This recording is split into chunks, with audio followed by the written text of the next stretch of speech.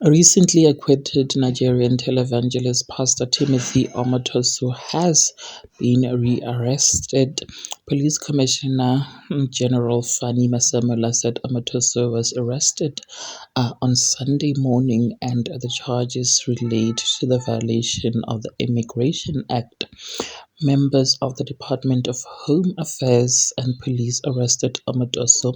He will surely appear in court on Monday and everybody will know what charges he is facing, but it is immigration related, said Fani Masemola.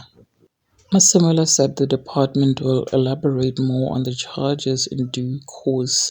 Motoso and his co-accused Lusanda Sulani and Zukiza Sito were arrested in April 2017 and were facing charges including rape, sexual assault, and human trafficking allegedly they committed in the Eastern Cape, where Motoso led a church in Gqeberha.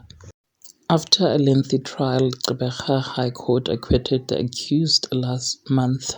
In her ruling, the High Court judge Inas Koman said the state had failed to prove its case beyond a reasonable doubt. In my view, the explanations of the accused are improbable and I do not subjectively believe them, she said. Well, there you have it, you guys. What are your thoughts regarding Amadoso's rearrest? Please do engage them with me in the comment section, and of course do make sure that you do subscribe if you haven't yet done so, so that you do not have to miss out whenever I try to upload a new video. Thank you so much, guys, for actually clicking and deciding on watching this one.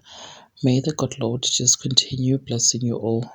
This morning at East London, this morning 5 o'clock, members of the Department of Home Affairs Immigration Inspectorate, together with the South African Police Service, NIU and TRT, they arrested Omotoso in the town just after the church.